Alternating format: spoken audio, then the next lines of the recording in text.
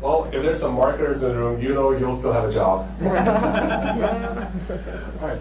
Eric, tell us a little bit about, because you focus on healthcare, right? And I feel like there's a massive opportunity for AI to help with longevity, right?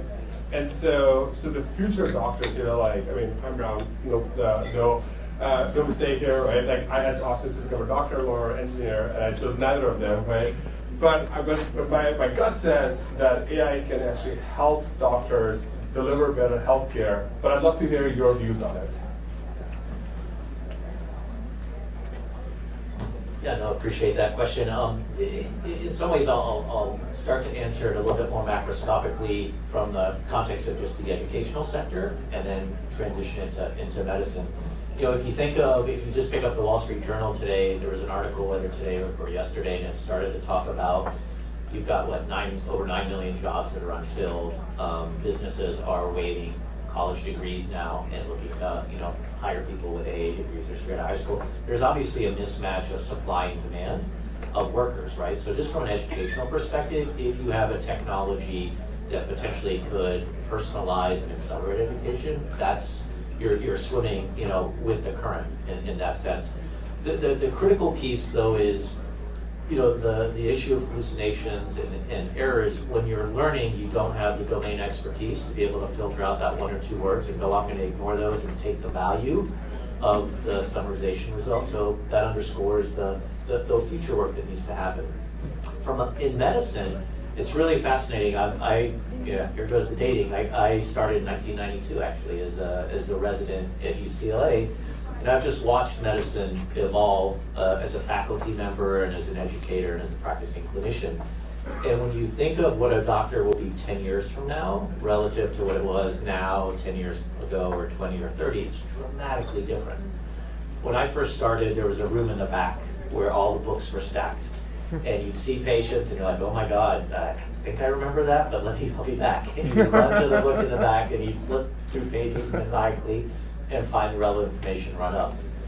Fast forward 10 years later, when I became a faculty member, you sat in a chair and the residents would come to you and ask you questions, and you were this big orb of knowledge where you just sat there and opined. That doesn't happen anymore. People just go online, they look up to date, and you're an afterthought because there's more accessible information. So then you scratch your head and you start to think, to your question, what does the doctor of the future look like? And there's certain things that, just from a technical perspective, humans outperform, machines and neural networks. And it's when you come into the emergency department and I say, hey, I'm Eric, Dr. Savitsky, how can I help you today? And you're like, my head hurts, my chest hurts, my arm hurts, cat, ate my homework, and I got mad and kicked my dog.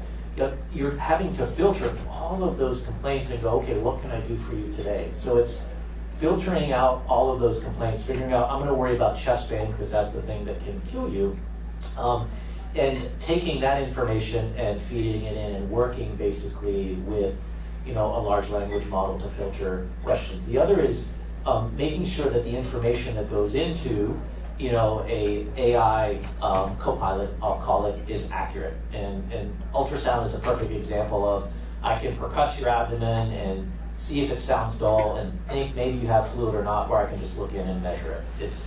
You're putting in information that is very objective and very accurate. You're filtering the human interaction with people, and you're taking what's relevant and you're putting it in. And when you've decided you're going to do something like stick a needle into like a 2 millimeter cavity, and it has to be the right 2 millimeter cavity, being able to do that because I've been trained and I have the skills to do it. And if you think about it, AI as a co-pilot, whether it's generative or in other ways, is the future. And there's an existing example of automated EKGs. So AI has already coexisted with physicians for over 30 years. So a lot of this concern of can AI and physicians or healthcare providers coexist, there's an automated EKG. Every time you walk in, EKG gets done. There's an automated interpretation. As a physician, you look at it, you agree, disagree, you sign off. Sometimes it helps you, sometimes you disagree with it. But that's a perfect example of an integration and an EKG co-pilot that already exists. And that'll be a nice model that we'll follow for other applications.